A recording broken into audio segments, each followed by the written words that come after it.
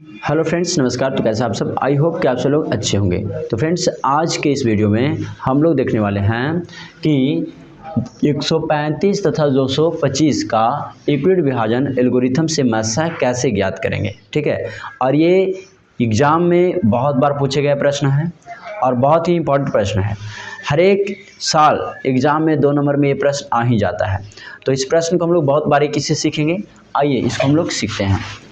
तो सबसे पहले हम लोग लिखेंगे हल दिया गया है कि, हल दिया गया है कि, हल दिया गया है कि क्या दिया है, जो दिया है उसे हम लोग क्या करेंगे, लिख लेंगे। आइए देखिए, तो क्या दिया है, यानी कि 225 और 135। 225 बड़ा है, इसलिए जो एरो का निशान है वो इस तरफ ही कर दिए हैं। ठीक है, यानी 225 और कितना, 135। तो 225 जो बड़ा वाला है उसको ए मानते हैं, जो छोटा वाला है उसको बी मानते हैं। ठीक है, अब चलेंगे प्रश्न से। प्रश्न से चलेंगे तो क्या करेंगे कि यूक्लिड विभाजन एल्गोरिथम से, यूक्लिड विभाजन एल्गोरिथम से, है ना। तो यूक्लिड विभाजन एल्गोरिथम क्या है, a equal to b q plus r, a equal to b q plus r, जहाँ पे इसका शर्त होता है 0 greater than r greater b, 0 greater than r greater b, है ना। यानी कि शेषफल जो होगा वो 0 से क्या होगा, बड़ा होगा, या तो फिर 0 के बराबर हो सकता है ना, लेकिन b से छोटा होगा। समझे? आइए तो हम लोग सबसे पहले बताइए यहाँ पे कि a का मान कितना है, 225, b का मान कितना है, 135।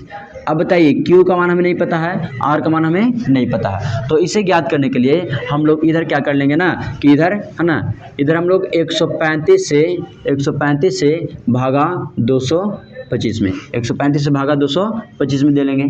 ठीक है, तो 135 से भागा 225 में देंगे तो 13 दूना का 26 ज़्यादा हो जाएगा, इसलिए एक बार में, तो एक बार में लगाएंगे तो 5 का 5 और ये 13 का 13। ठीक है, 135, 5 में से 5 गया 0, और ये 12 में से 3 गया तो 9 3 12, एक का एक गया तो 0, यानी कटकुट कुछ नहीं बचेगा। अब 90 में से भागा देंगे किसमें, 135 में। ठीक है, तो बताइए 9 दूना का 18 ज़्यादा हो जाएगा, इसलिए एक बार में लगाएंगे कितना, 90, तो 5 का 5 और 13 में से 9 गया तो 4। अब बताइए 45 से भागा देंगे किसमें, 90 में। ये सब बच्चे क्लास में हम लोग क्लास 2 में ही सीखा करते थे। ठीक है, 45 दूना का 90। ठीक है, अब ये आ गया आपको कट कुट के कितना, 0। ठीक है, अब 0 आ जाए तो छोड़ दीजिए। यहाँ वाला जो होता है ना वो क्या कहलाता है, मस्सा कहलाता है। तो ऐसे हम लोग निकाल देते थे पहले, कब, बच्चेपन में, यानी कि क्लास 2 में जब हम लोग पढ़ा करते थे ना, तो उसी टाइम सरकारी स्कूल में हम लोग खिचड़ी खा खा के ये सब कहानी कर दिया करते थे।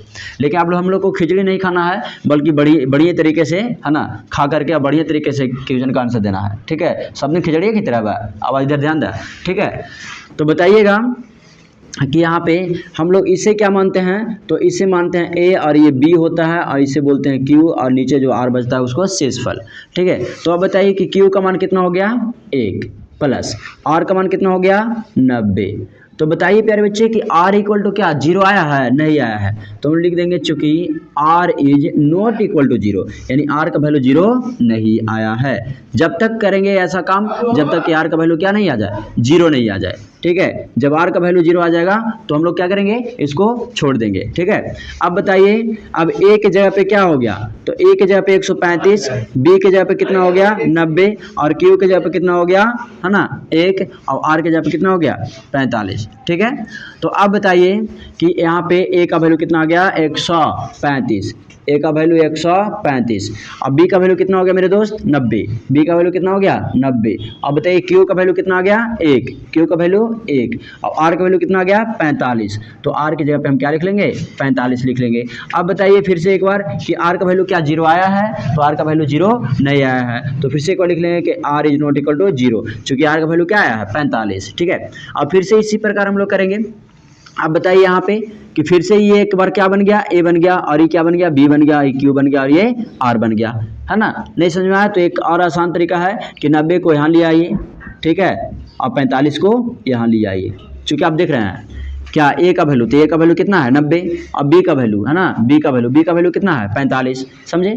अब बताइए क्यू का वैल्यू, तो क्यू का वैल्यू कितना है 2 आया है, 45 दूना 90, और शेषफल क्या बचा है, तो कुछ नहीं, कट कुट गया है ना, तो आर इक्वल टू क्या आ गया 0। तब यहाँ पे हम लिख देंगे कि आर इक्वल टू क्या आ गया हमारा 0 आ गया। जब आर इक्वल टू 0 आ गया तो फिर क्या करना है, इसको छोड़ देना है। बात समझ आ रहा है ना, देखिए ध्यान दीजिएगा। तो अब हम लोग लिख लेंगे यहाँ पे प्यार से कि अतः HCF, अतः HCF कितना 225 और कितना 135 का मस्सा कितना आ गया 45 इज द राइट आंसर। बात समझ में आ रहा है? अगर बात समझ में आ रहा है और वीडियो समझ में आ रहा है तो आप वीडियो को लाइक करिए, कमेंट करिए और शेयर करिए, और हमें हौसला और हिम्मत इसी प्रकार से बढ़ाते रहिए। धन्यवाद।